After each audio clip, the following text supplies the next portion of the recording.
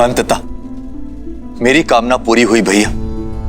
भगवान विष्णु की कृपा से आप सद्मार्ग की ओर बढ़ रहे हैं। अपने पापों के प्रायश्चित के लिए आपने जो सन्यास का निर्णय लिया है वो अति उत्तम है भैया। दुख तो केवल इस बात का है कि बहुत देर कर दी मैंने। कदाचित तुम्हारी बात पहले मान ली होती तो आज मेरे महादेव मुझसे रुष्ट ना होते। लंका को अब तुम जैसे सदाचारी राजा की आवश्यकता है। न्याय प्रियता से राज करना। भैया, यदि राज ही करना होता तो ब्रह्मदेव से संपूर्ण सृष्टि का राज्य मांग लेता, किंतु मुझे विष्णु भक्ति रहने दीजिए। और ये राज्य संभालने के लिए तो आपका महाप्रतापी पुत्र मेघनाथ है ना।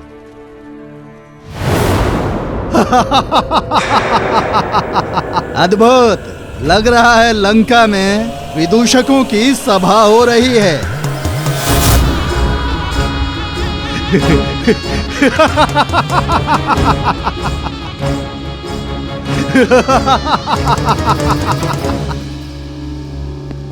मुझे तो लगा था कि सिंहासन त्यागने की बात बोलकर इस भोली भाली शूर्पणखा को मूर्ख बनाया है, पर सत्य मेरे सामने है।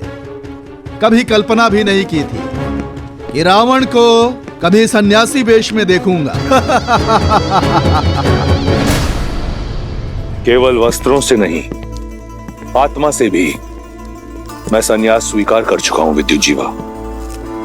इसलिए विभीषण को राजा बनाकर राज्य के साथ साथ तुम्हारी बुद्धि ने भी संन्यास ले लिया है रावण। ये विष्णु भक्त केवल विष्णु के गुणों का गायन कर सकते हैं, राज्य संचालन नहीं। केवल मैं इस स्वर्ण सिंहासन योग्य हूं। सत्य है, बुद्धि कुंड हो गई मेरी।